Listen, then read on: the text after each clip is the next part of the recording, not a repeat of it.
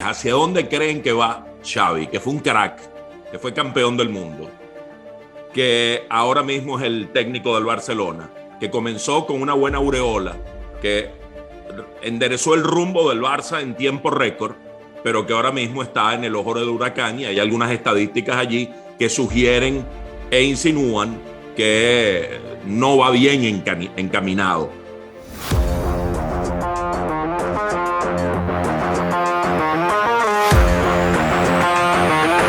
Qué bueno saludarles de nuevo, amigas y amigos. Es el reencuentro de los cronistas en su edición número 33. Un nuevo episodio que comenzamos en este momento. Daniel Chapela, Octavio Sazo, Efraín Sabarce y Fernando Arreaza. Una presentación de Juega en Línea que hizo posible la reunión de los cronistas a través de este mecanismo, de esta vía, de nuestro canal de YouTube, que ya está muy cercano a los 2,000 suscriptores, cosa que agradecemos, así como las numerosas reproducciones de cada uno de los episodios que colocamos para ustedes, con temas genéricos, con temas que no pierden vigencia. Ustedes pueden revisar el capítulo número 5, número 6, número 7 y van a encontrar un tema interesante, vigente, y por supuesto lo que sí pierde alguna vigencia es el dato de los cronistas, porque va más con el tiempo, con un evento específico en una fecha determinada de alguno de los deportes. Qué gusto estar con ustedes de nuevo, Daniel, Octavio y Efraín. ¿Cómo están todos? Un gusto también saludarlos y a toda la gente que nos sigue en Cronistas 2.0. Un poco apesadumbrado porque no me fue nada bien en los pronósticos, en mis datos. Al contrario, me fue muy mal y todavía me puede ir peor. Fernando, Efraín, Daniel, un gusto saludarlos a todos. Bueno, lo bueno del inicio de este programa es que Fernando tiene los velones apagados, con lo que significa que los demás tenemos chance. Tendremos un poco de chance, exactamente. No.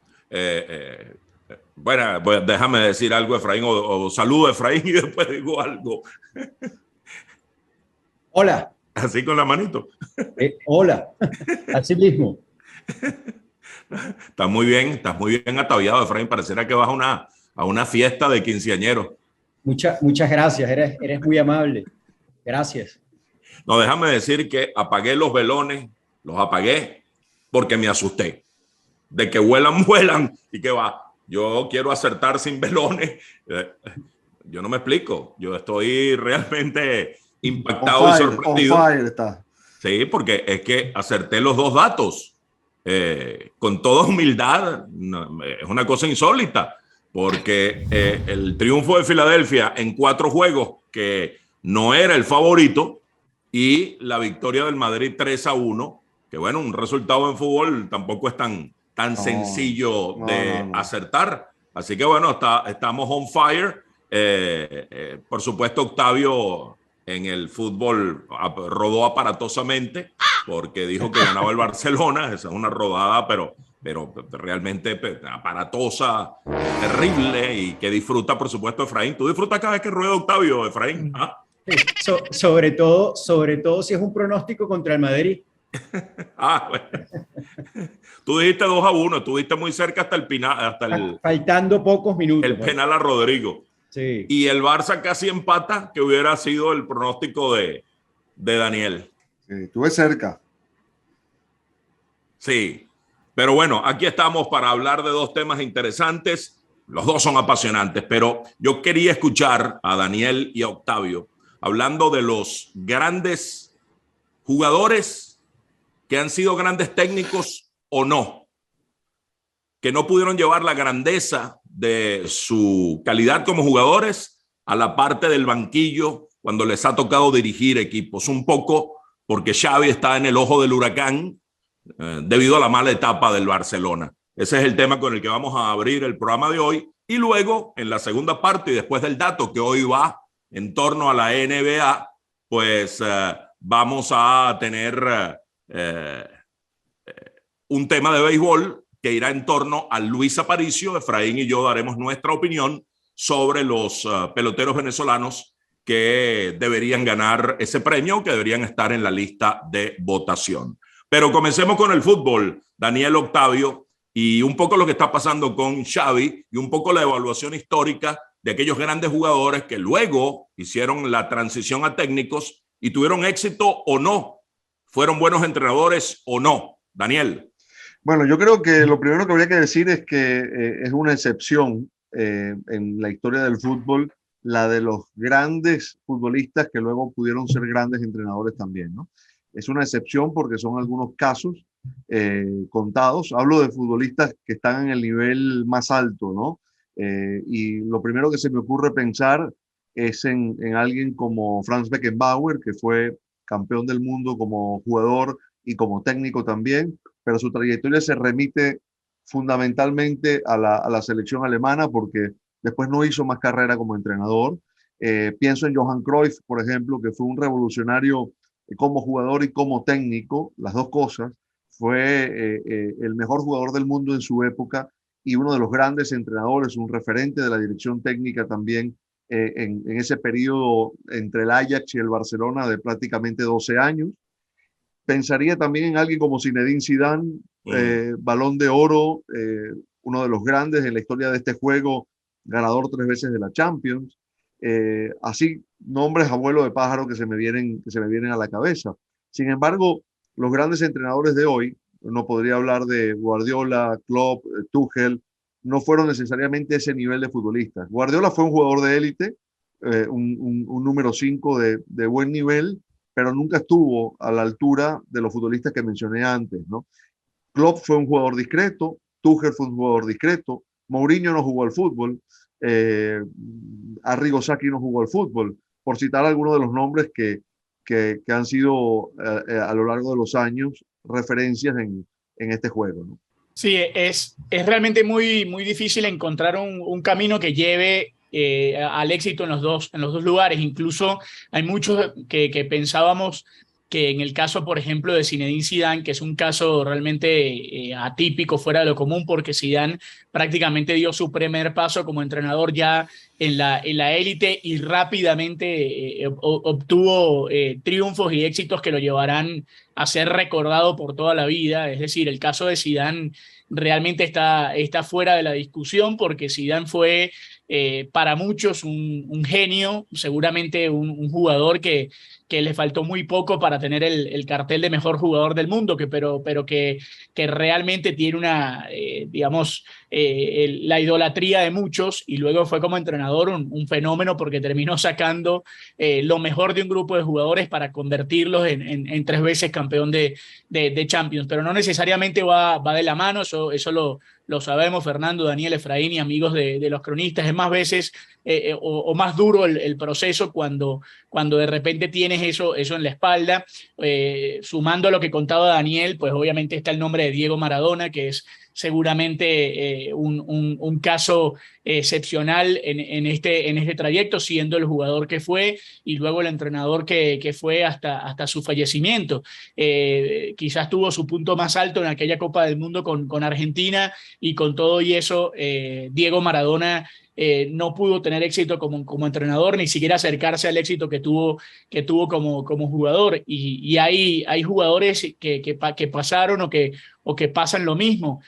Yo vengo a recordar, por ejemplo, el caso de un jugador como Ruud Gullit, que fue brillante como jugador, que estuvo en la élite, que realmente marcó una etapa en el fútbol italiano, porque el fútbol italiano se puede decir que tiene un antes y un después de los 3 grandes de Sacchi, incluyendo a Van Basten y a Rijkaard, y los 3 fueron entrenadores, y los 3, salvo Frank Rijkaard, ninguno de los 3 tuvo el éxito que se acercaron a tener como jugadores. Entonces no es garantía necesariamente el hecho de ser jugadores de élite a entrenadores de nivel. En esos casos que explicaba Daniel, obviamente en el caso de Klopp, en el caso de Tuchel, en el caso de Mourinho, en el caso de Pep, que es el que más cerca tuvo, sumaría a Luis Enrique, que yo creo que hoy Luis Enrique podemos decir que tiene mucho más éxito como entrenador que como jugador, siendo un jugador que jugó Copa del Mundo, que supo jugar con el Real Madrid y con el Barcelona, pero que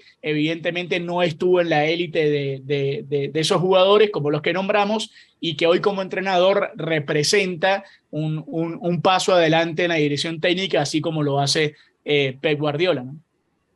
A ver, ¿quiénes son los dos más grandes entonces? Si hay que elegir a dos o tres de una lista, ¿quién?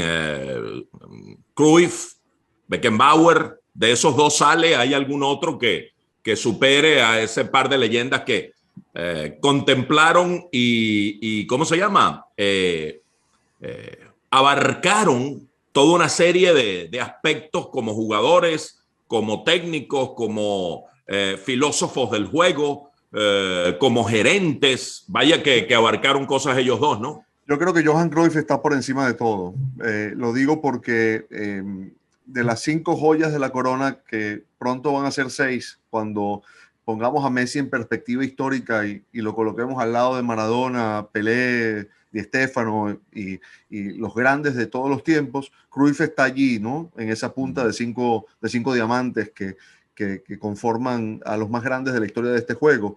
Y como entrenador está también en esa lista, porque más allá de los títulos, ¿no? Ganó una Champions, ganó 4 ligas con el Barcelona, ganó títulos con el Ajax también como entrenador. Más que eso fue el aporte que le hizo al juego, ¿no? Los cambios que provocó su fútbol en el juego. Eso es lo que lo hizo revolucionario, ¿no? Y como futbolista fue parte también de uno de los grandes cambios que experimentó el fútbol en su historia, que fue el nacimiento de la naranja mecánica, del que él fue un estandarte, ¿no? Yo diría el Ajax, el Ajax de Rinus Michels, y la selección de Holanda de Rinus Michels, la del fútbol total, la del 1974, ¿no? Él tuvo mucho que ver con ese equipo que revolucionó el juego. Entonces, sí, desde esa perspectiva, es muy difícil encontrarle parangón, ¿no? Beckenbauer no lo iguala, Octavio, por haber ganado el Mundial como entrenador también. No está allí con Cruyff. Sí, digamos, el tema de Beckenbauer es que supo que digamos, yo creo que lo inteligente de Franz Beckenbauer es que supo, Fernando, cuál era su techo, su límite. Es decir, él tuvo esa experiencia como entrenador, dirigió, digamos, a una selección muy importante como la alemana, siendo además él una figura y un representante de lo que había sido el fútbol alemán en su época. A mí me parece que eso es lo más difícil cuando tú vas a liderar a un grupo de jugadores que te ven como lo que tú fuiste en el campo. En el caso de Beckenbauer, el capitán de la Alemania, digamos, más importante, con todo lo que fue su forma de jugar y lo que significó él como capitán para el fútbol alemán, y la imagen que todos tenemos como Beckenbauer jugando lesionado en medio de todo lo que eso sucedía en esa época del fútbol, y luego dirigir. Pero me parece que tiene mayor trascendencia lo de Cruyff, en el sentido de los equipos que uno va a recordar por lo que generó. Evidentemente, Beckenbauer es Beckenbauer, todos, ninguno le quitará mérito, pero a la hora de hablar de quién puede haber cambiado el juego como jugador y como entrenador, evidentemente Cruyff está por encima. De todas maneras, yo colocaría en un lugar, digamos, muy especial en ese sentido a Zidane, porque me parece que Zidane es de las pocas personas que ha logrado, entre comillas, y entiéndase bien esto, mantener la magia tanto como jugador como entrenador. Es decir, Zidane sigue entrando, esta semana lo vimos en el Balón de Oro, en el medio de la entrega del Balón de Oro. Zidane sigue entrando a un lugar y tiene esa magia, tanto entrenador como jugador. La gente no le recuerda a él malos momentos, sino dice, sigue siendo Zinedine Zidane, porque logró llevar lo que él representaba como jugador también al campo de juego. Estos grandes nombres, perdón, Efra, estos grandes nombres, que no necesariamente tenemos que hablar de la cúspide en cuanto a la élite de futbolistas, ¿no? Hay muchos buenos jugadores que han dado ese paso después a la dirección técnica, pero una de las cuestiones que hay que entender es que estos grandes futbolistas, cuando dan el paso de ser entrenadores, en buena medida ponen en riesgo su idolatría, arriesgan su idolatría, ¿no? Corren el riesgo de autodescolgar el póster de la pared, porque muchas veces el deporte de alto nivel es así de ingrato. El mal paso como entrenador puede hacer que el hincha olvide la condición de ídolo que fue aquel entrenador como futbolista y acabe volcando su frustración si los resultados no acompañan, y todo aquel halo de magia que había alrededor de la gran figura futbolística en la cancha se puede llegar a perder si el entrenador no está en ese nivel, y muchos no están dispuestos a jugarse esa idolatría. Muchos incluso dan el paso al costado cuando el peso de aquello se les hace insoportable. Yo estaba recordando, por ejemplo, que Alfredo Di Stéfano, muy poca gente lo tiene como entrenador, y fue entrenador también Alfredo Di Stéfano. Dirigió a Boca, dirigió a River, fue campeón en España con el Valencia. Lo que pasa es que no construyó una trayectoria como entrenador tan notoria como la que tuvo como futbolista, ¿no? Que en ese sentido no hay ninguna discusión posible. Y después ha habido otros casos de grandes jugadores que acabaron siendo entrenadores de un nivel superior a lo que fueron como futbolistas. Y concretamente estoy pensando en alguien que acaba de dejar la dirección técnica de River después de 8 años y medio, de Marcelo Gallardo. Yo vi jugar mucho a Marcelo Gallardo, fue un volante, un 10 de gran talento. No llegó a ser ídolo de su club como futbolista, pero fue alguien que estuvo en la selección argentina, que jugó el Mundial de Francia 98, que tuvo una trayectoria interesante en Europa, en el Mónaco, en el Paris Saint-Germain, pero como entrenador su dimensión es de tal tamaño que antes de ayer se reunieron 76,000 personas en la cancha de River para despedirlo de un ciclo exitosísimo, ¿no? Entonces eso también habría que contarlo. Y yo diría, perdón Efra que me extienda, que como caso válido en esto también es el de Carlo Ancelotti. Ancelotti fue un muy buen mediocampista, que irrumpió en la Roma de los años 80, que fue parte del Milan de Sacchi, uno de los grandes equipos de fútbol de todos los tiempos, que fue parte de la selección italiana, es decir, fue un futbolista de élite. Las lesiones en las rodillas lo retiraron pronto, pero como entrenador ha adquirido una dimensión tan grande que prácticamente el Ancelotti futbolista lo hemos olvidado por completo, ¿no? Bueno, ahí antes que Efra nos diga, hay dos casos, o tres en realidad. Hay uno de un jugador que fue jugador de élite, que luego fue entrenador de élite y que su nivel bajó a tal punto que hay gente que lo termina olvidando, que es el caso de Daniel Passarella. Passarella es considerado para muchos uno de los más grandes defensores de todos los tiempos. Como entrenador ganó muchas cosas con River, pero terminó luego convirtiéndose en dirigente y la gente le quitó el cartel de ídolo y hoy es una persona que no está no puede bien. Ir a la cancha de River. Exactamente, pero hay dos que fueron jugadores de nivel, digamos, de cierto nivel, pero que fueron mejores entrenadores que jugadores y que cambiaron el fútbol, como Menotti y como Bilardo. Entonces, también están esos casos, digamos, que terminan siendo no jugadores de primer nivel, jugadores que estuvieron en el fútbol profesional, que irrumpieron en el fútbol profesional, pero que por su talento en la cabeza terminaron siendo mejor entrenadores que jugadores, que son ellos casos de ellos dos que cambiaron el fútbol argentino en un antes y un después ambos, ¿no? Sí, quería preguntarles, de los jugadores de élite en este momento, de talla mundial, ¿cuál consideran tiene virtudes para convertirse en un buen técnico? Y si habrá el interés en alguno de esos jugadores que vean con estas características para concretar, para continuar su carrera en el fútbol como dirigentes, pues ya en la cancha como técnico. Y luego también me gustaría que evaluaran el caso de Zico, que fue un jugador evidentemente extraordinario, 10 de la selección de Brasil, un jugador muy importante también en la historia de Flamengo, y que creo su carrera como entrenador, y acá quisiera escuchar la consideración de ustedes, no fue tan trascendente como la que sí tuvo en la cancha como jugador, como mediocampista, como 10. Oye, es difícil proyectar a los futbolistas, salvo que que uno les vaya viendo ya la vena de entrenadores antes, ¿no? A mí me pasó eso mucho, por ejemplo, con Javier Mascherano, que cuando en sus últimos años lo escuchabas declarar, tenías claro que hacia allá iba. El propio Xavi, ¿no? Tenía esa característica, porque eran muy curiosos en el análisis del juego, en la manera como se desempeñaban dentro de la cancha. Yo estaba pensando en algún nombre y me cuesta definirme por alguno. No sé, Octavio, si tú vislumbras algún entrenador entre los que estén a punto de retirarse, me imagino, ¿no? Fíjate que es tan así que uno entiende rápidamente cuando un jugador de élite piensa como entrenador ya cerca de, entre comillas, de su retiro, que no.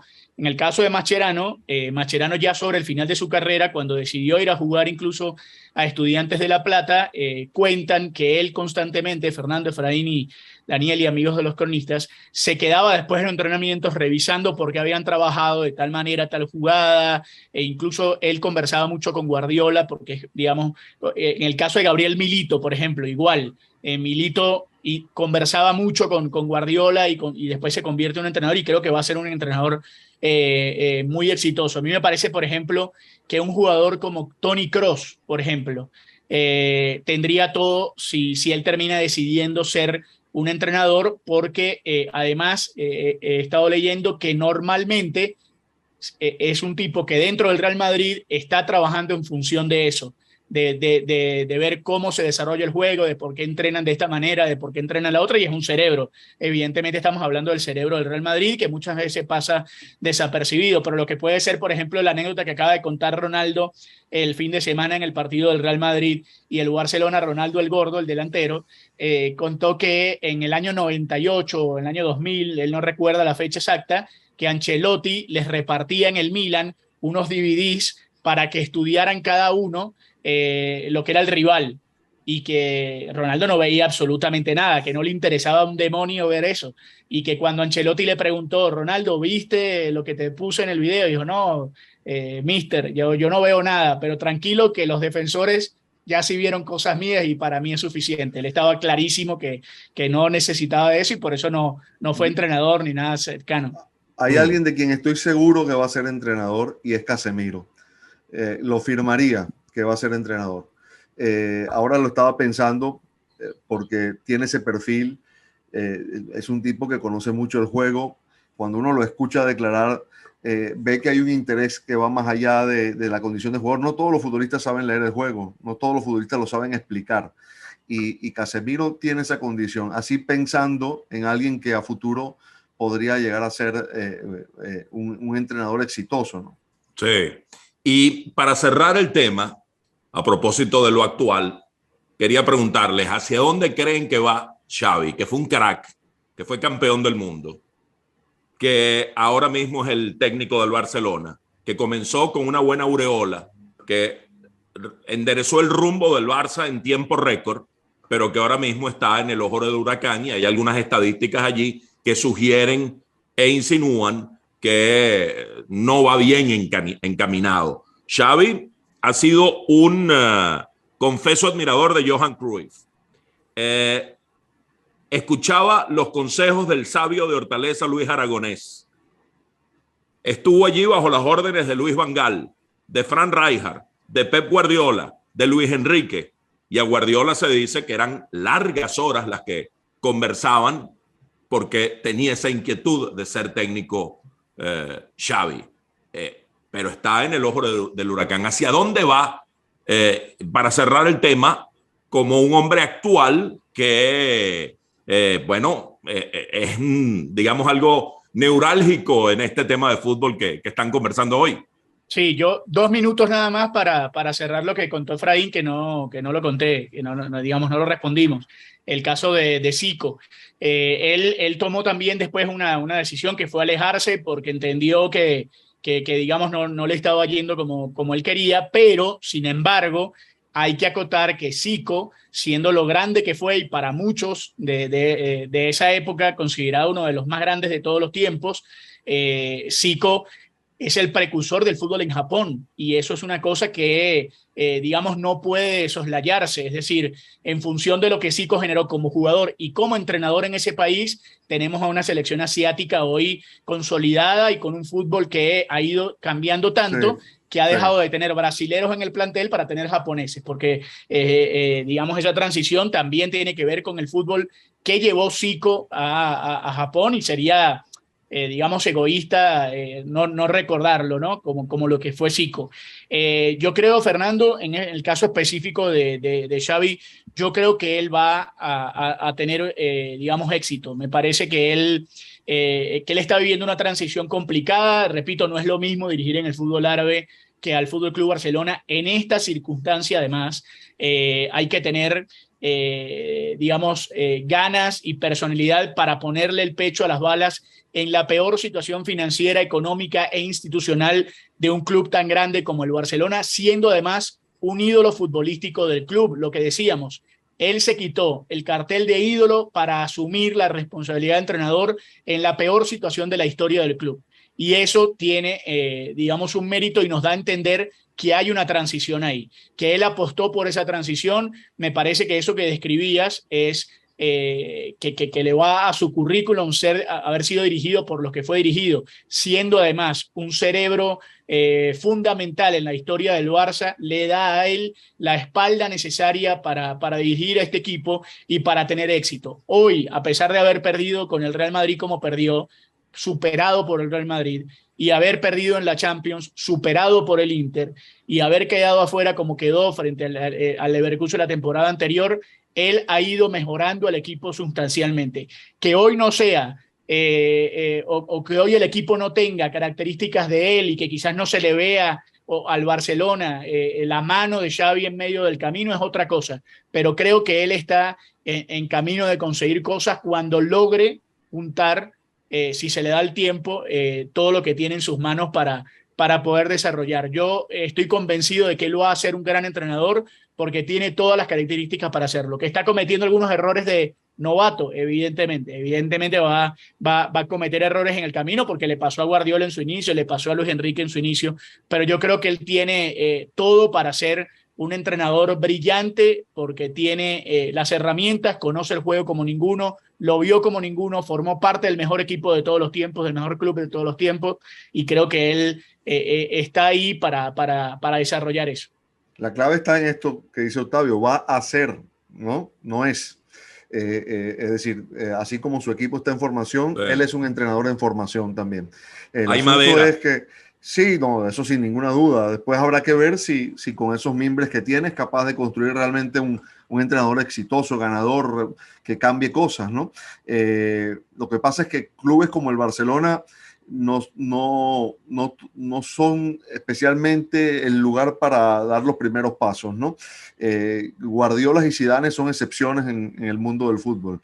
Lo normal es que estos grandes clubes contraten entrenadores avesados de experiencia, porque dirigir a equipos de esta dimensión comporta muchas cosas que van más allá del conocimiento del juego, ¿no? Claro. Entonces, yo diría que así como ocurrió con Lionel Scaloni en la selección argentina, que cuando llegó decían que Argentina no se va a aprender, no se hace escuela dirigiendo una selección, no se debería hacer escuela dirigiendo al Barça.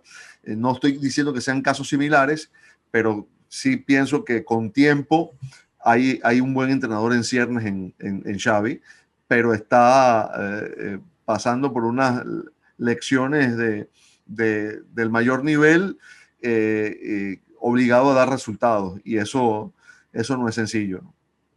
Muy bien, vamos a el dato de los cronistas, como siempre acá en Cronistas 2.0, una presentación de Juega en Línea.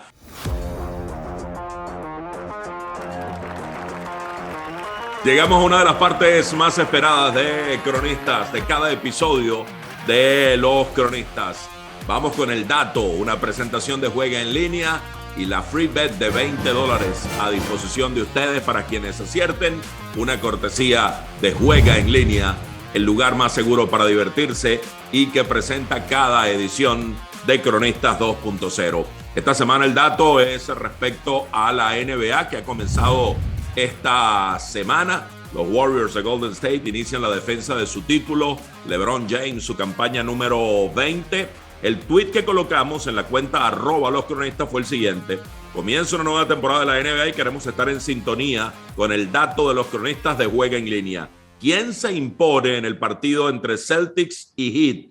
¿Anotará más de 100 puntos el ganador?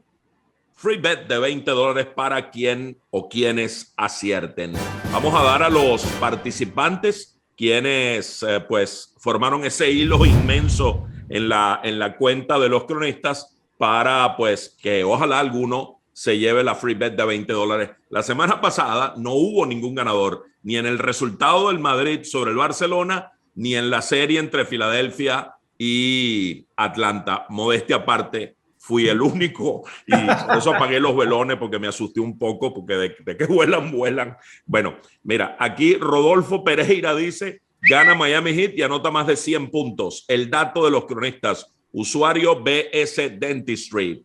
También Carlos Reyes, el dato de los cronistas, gana Celtics y no anota más de 100 puntos. Usuario Carlucho 2310. Y allí nuestro productor Francisco El Yuri va colocando los tweets que amablemente pues van generando nuestros amigos que siguen a los cronistas en cada edición. Omar Parra gana Celtics, sí anota más de 100. Usuario Omar Parra 82. El dato de los cronistas NBA. Y Juan Pablo Sánchez, Miami Heat y anota más de 100 puntos. Usuario Chompiras 78. El Chompiras y el Peterete. Así que gracias a todas las personas que participaron. Y por allí está Chespirito, que lo vimos en estos días, Efraín. Sí, Chespirito, que tiene unos años viviendo en Miami. Sí, es muy sabermétrico él. Sí. Chespirito no murió, reencarnó. Exacto. Un personaje beisbolero muy querido, algo polémico. Sí. Vive ahora en Miami, Chespirito. Ahora, ¿cómo habría hecho con la sabermetría y las tortas de jamón, no? Digo, para contabilizarlo. Es cascarrabia este Chespirito. Bastante, sí. Está entre el Chavo y el doctor Chapatín, ¿no? Le da con la bolsita así como el doctor Chapatín, el que no esté de acuerdo con él. Sí. Totalmente. Pero bueno, vamos con nuestros datos sobre ese juego entre Celtics y Heat de Miami que será en el FTX de Miami. Fueron los finalistas el año pasado de la Conferencia del Este. A ver, ¿quién empieza? No. Mira, aunque se juegue en Miami, yo creo que ganan los Celtics y que lo van a hacer con un marcador que supere los 100 puntos. Lo que quieres es congraciarte una vez más con Por María Alicia Ruiz. Por supuesto. No hay otra razón. Para mí gana Miami Heat, pero los dos pasan los 100, pero gana Miami sin problemas el partido. Sí. Yo sin problema. Sí. Caramba, va a ganar como por 40 puntos. No, porque si ganas como el si Barça, ganas sin problema. 110 a 100 es sin problema, 105 a 100. Es verdad, Octavio, es verdad. Tienes razón. Si te alejas de una distancia a medida de un cesto, es sin problema, muchachos. ¿Pero qué les pasa? Si es por un punto, no ganaste, pues fue con problema. Puede ser con problema, exactamente. Puede ser con problema porque te hicieron una cesta y faltando 10 segundos te quedaron a un punto, ahí sufriste. Pero si ganas por 7, no tienes problema. ¿O sí? Sí. Atentos amigos de los cronistas a los raciocinios de sus premisas. Me refiero al filósofo de Bogotá. Sí. Por cierto, no sé si se dieron cuenta que yo apagué contrario a Fernando, yo apagué las luces de atrás a ver si acierto. Pero bueno, o sea, déjame ver entonces si prendí y no acerté nada. La pregunta es si las apagaste o se fue. No, las apagué. Si hubiese sido la luz, Octavio no estuviese aquí en este momento. ¿Cuál es tu pronóstico, Efraín? No, yo no le puedo llevar la contraria a María Alicia. Los Celtics ganan por más de 100 puntos. Ok. O con más de 100 puntos. Con más de 100 puntos. Anota más de 100 puntos. Ya va, si tuvieran Fernando. al doctor Chamberlain ahí. Fernando me criticó, dio un discurso de poesía y no sé qué cosa, y dice eso. Ve, porque a usted le encanta es meterse conmigo, no lo escuchan a él. Efraín. No mal que Daniel rápidamente reaccionó.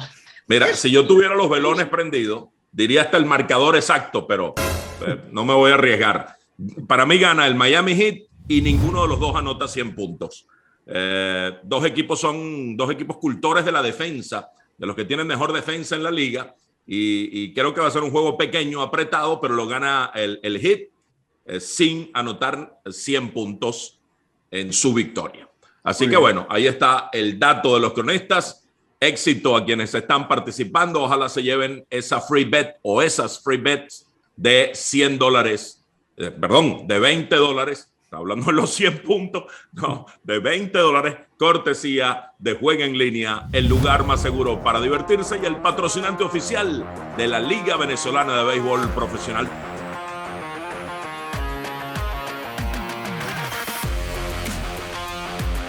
Bueno, hablamos también en los cronistas 2.0 de los premios individuales del béisbol de las grandes ligas, de todo lo que iba pasando de acuerdo a los números.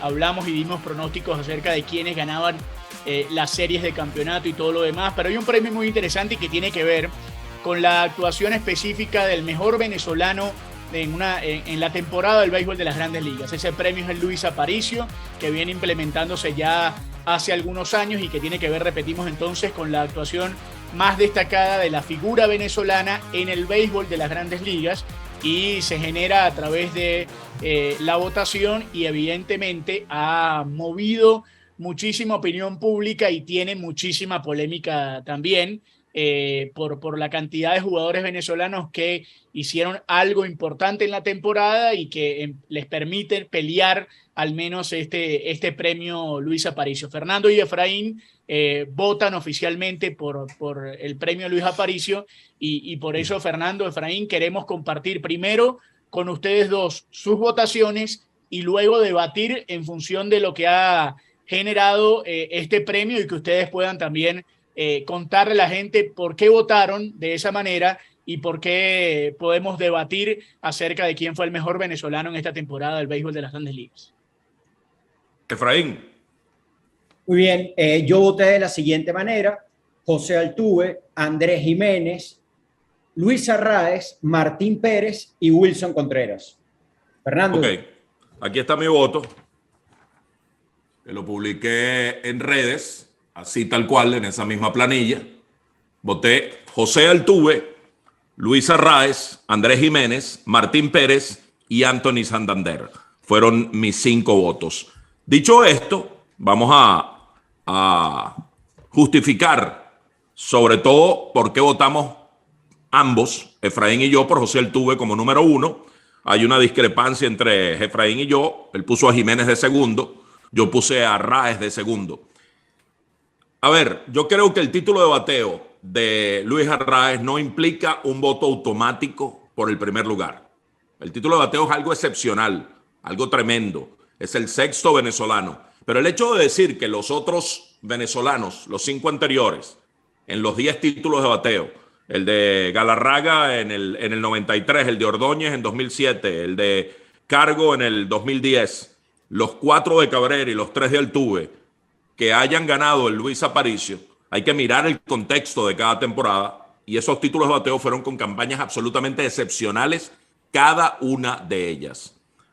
Arraez se une a ese selecto grupo, tiene una gran trascendencia su título de bateo, pero insisto, no implica que porque aquellos ganaron el Luis Aparicio, también deba dársele a Arraez.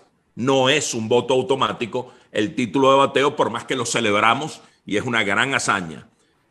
Creo que la campaña de José Altuve fue superior y bastante superior a la de Arraez, y por eso me incliné por el segunda base de los Astros de Houston, y podemos evaluar algunas estadísticas, pero vamos a escuchar tu opinión, Efraín, de por qué votaste por Altuve e incluso por qué pusiste a Andrés Jiménez por encima de Arraez. Luis Arraez tuvo, por supuesto, una campaña excepcional, gana el título de bateo. Además, hay que tomar en cuenta lo que representa en esta temporada batear 300, el haber terminado con averaje de 300 o más.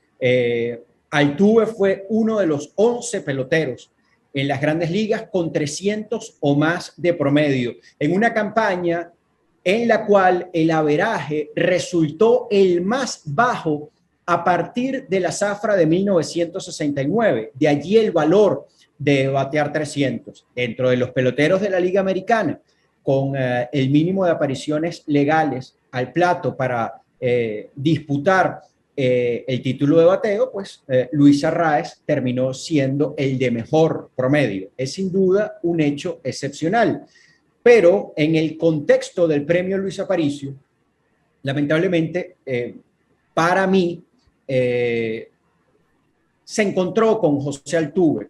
Vamos a ver, por cierto, cómo termina esto, porque hay una cantidad importante de votantes que todavía no han hecho públicas sus boletas, por lo cual uno no puede asegurar quién va a ganar o quién no. Pero yo coincido en que José Altuve tuvo una mejor zafra que Luis Arraez, incluso como bateador. No me vayan a malinterpretar, por favor. El averaje yo creo sigue siendo importante. Yo creo que el batear 300 sigue siendo... El 300 tiene glamour. Algo sí, sublime incluso, y más en un contexto, repito, como en el de esta campaña. Pero ya con estadísticas, referencias, algunas no nuevas, como por ejemplo el porcentaje de envasado que se oficializó como estadística en las grandes ligas en 1984, o el OPS, yo creo que uno tiene mejores referencias para saber cuál bateador fue más productivo con respecto al otro. Y esa es una de las razones por las cuales a mí me gusta ver mucho el OPS, que combina esa capacidad que tiene un pelotero de envasarse con la de producir extra bases. Allí José Altuve fue el cuarto entre todos los peloteros de las mayores, el cuarto, solo detrás de Aaron Judge, de Jordan Álvarez y de Paul Goldschmidt. Dos de esos tres peloteros van a terminar ganando muy probablemente el premio jugador más valioso de sus respectivas ligas, Judge y Goldschmidt. Luego tenemos lo siguiente: bases robadas, 18 bases robadas en 19 intentos. Fue excepcional completamente, un porcentaje de éxito del 95% cuando el promedio de la liga fue de 75%. Y con respecto a su defensa, tuvo una campaña sólida como segunda base. Yo no tengo dudas, la mejor temporada entre los venezolanos de este año en Grandes Ligas la tuvo José Altuve. Sí, yo hice este resumen y podemos escuchar preguntas e inquietudes de Daniel y Octavio. Este resumen estadístico comparativo.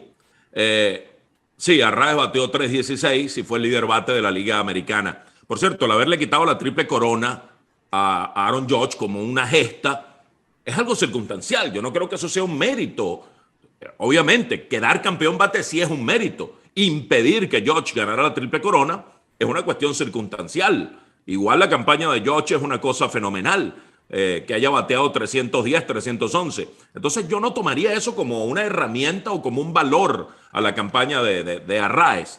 El 3.16 me llevó a mí a votar por él como segundo, porque creo que la campaña de Jiménez tuvo algunas cosas superiores a la de Arraez, pero no suficientemente superior como para que un título de bateo me llevara a mí a ponerlo de tercero. Lo puse de segundo porque sí creo que la campaña de Altuve fue absolutamente superior. Comparativamente, 300 Altuve, 316 Arraez. En eso fue en lo único que lo superó Arraez en la temporada.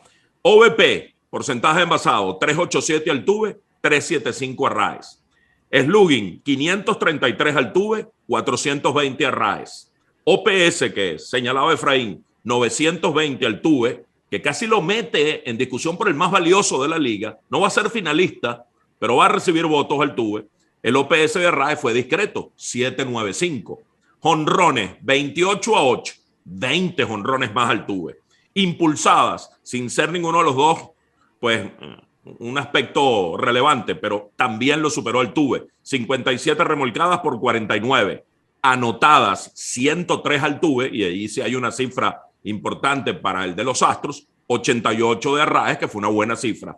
Y las bases robadas que señalaba Efraín, 18 de 19 Altuve, 4 veces robó y 4 veces tomaron robando a Arraez. No es su juego, no es un corredor veloz. Y para rematar, Altuve tuvo esta cantidad de 12 juegos, abriéndolos con jonrón, que es la segunda mejor cifra en la historia, quedó solo a 1 de Alfonso Soriano. Es decir, entre sus jonrones hay una nota hasta cierto punto histórica. Para mí la temporada es abismalmente superior. No hay la menor duda en que Altuve merece el Luis Aparicio. Sí, yo creo, Fernando y Efraín, digamos que más allá de la, entre comillas, polémica que se genera en redes sociales, porque hay mucha gente que evidentemente no trabaja dentro del juego y que entiende que la hazaña deportiva de Arraez es merecedora incluso hasta de cualquier otra calificación, porque además, digamos, ahí también está el hecho de la bandera, del patriotismo en el deporte y de toda la historia, porque un venezolano logró tal y tal cosa, que eso es entendible, pues que la gente que está que no está dentro del béisbol diariamente como ustedes dos pueda tener, digamos, esa idea, y me parece perfecto que ustedes lo analicen y lo expliquen, porque para mí tampoco tiene ninguna duda de la temporada de Altuve. Lo que sí sería bueno que nos cuenten es por qué para ti Fernando Arraez es segundo y para Efraín no, porque ahí está digamos, sí, lo sabroso del debate, porque la temporada de Andrés Giménez es descomunalmente buena, pero quiero saber por qué. No, lo dije, no es tan superior, y el título de bateo allí me parece que tiene un peso específico. La de Altuve es abiertamente superior, pero la de Giménez tal vez anotó menos carreras, tuvo un porcentaje envasado inferior, tuvo algunos números mejores Giménez y una defensiva superlativa que lo podría llevar a ganar el Guante de Oro. Pero allí me incliné por el título de bateo, que no fue suficiente para ponerlo por arriba de Altuve, porque fue, a mi entender, muy superior en casi todos los renglones, o en todos los renglones, excepto el averaje de bateo. Pero, ¿qué piensa Efraín? Esa es mi opinión. Octavio, porque yo tomo las que considero son las mejores temporadas, independientemente de el ganar un renglón, un apartado, un liderato tan significativo incluso como puede ser el título de bateo.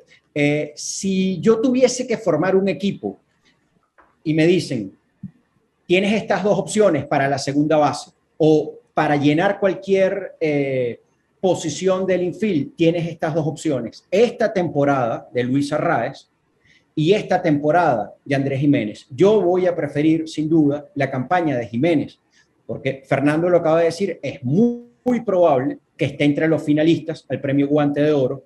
Es muy probable para mí que lo gane. Tuvo 16 carreras salvadas por encima del promedio en un lugar clave a la defensiva, como es la posición del camarero. Luego, su desempeño en las bases fue realmente destacado. Se robó 20 almohadillas en 23 intentos.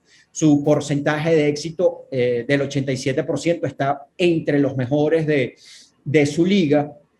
Y luego, como bateador, su campaña resulta más completa porque se envasó casi con la misma frecuencia que lo hizo Arraez. Arraez tuvo un porcentaje de envasado de 375, Giménez de 371, y luego Giménez lo supera en extrabases, principalmente por esos 17 cuadrangulares. Entonces, desde esa perspectiva, para mí la campaña de Giménez fue superior y por eso, pues, decido ubicarlo en el segundo peldaño de mi boleta.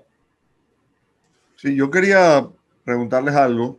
En otros tiempos, este premio cayó en manos de lanzadores, ¿no?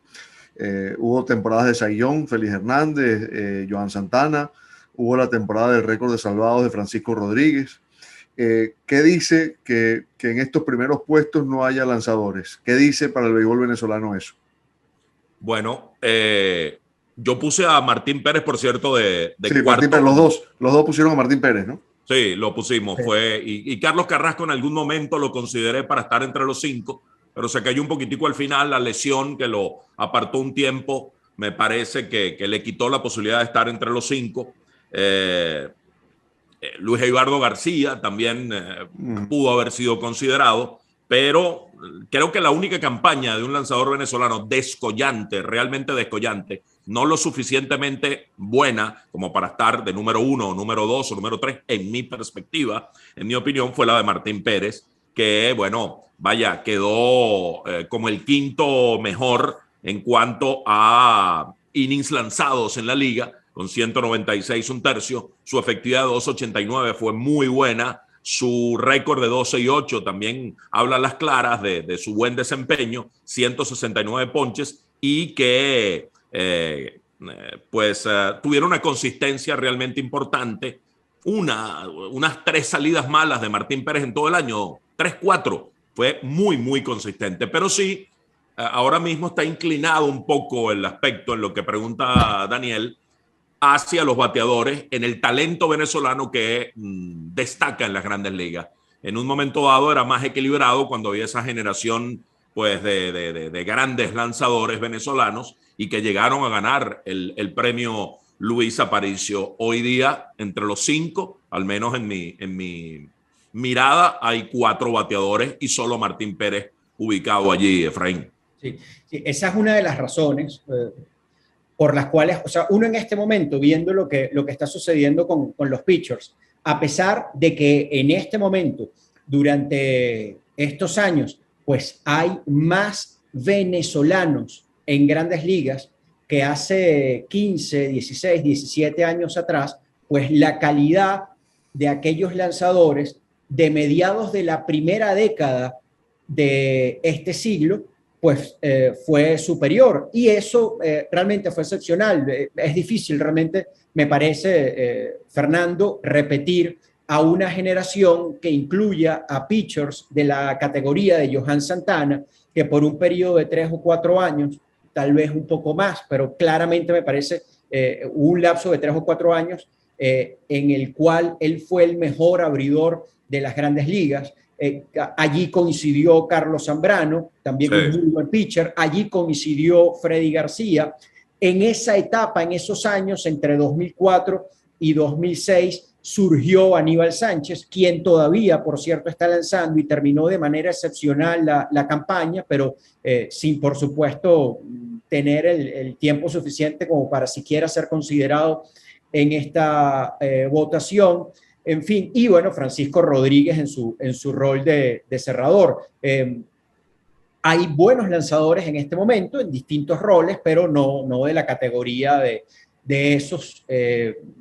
Sí, ha habido una, yo creo que es una, yo no sé si llamarlo merma, porque repito, es realmente difícil que durante un lapso de tiempo tan corto coincidan pitchers de tanta calidad como aquellos que tuvimos hace 15, 17 años atrás. Sí. Yo no creo que sea para alarmarse, sino para valorar de mejor manera lo que ocurrió en aquel tiempo. Sí, y eso se puede mirar desde la perspectiva de armar el equipo venezolano para el Clásico Mundial de Béisbol. Ese ejercicio de armar el cuerpo de picheo. Y ese ejercicio lo vamos a hacer en otra entrega de Los Cronistas, porque esta está terminando por el día de hoy. Los velones apagados, pero gana el hit por menos de 100 puntos. El dato de Los Cronistas de Juega en Línea, el lugar más seguro para divertirse. Y como siempre, recordarle a todos que si no se han suscrito, por favor, acompáñenos con eso, que nos vendrá muy bien a todos para que el programa tenga más visibilidad en YouTube. Si le gustó este episodio, ya sabes, pulgar para arriba, no medio pulgar, eso no vale. Completísimo. No asustes a la gente, Efraín. Estamos en Halloween. Y la campanita, ya sabes, para que reciba las notificaciones cuando haya un nuevo episodio.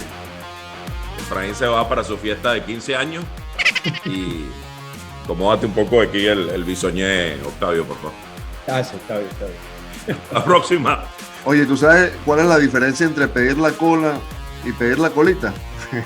Ah. Bueno, Chao. chao, hasta la próxima.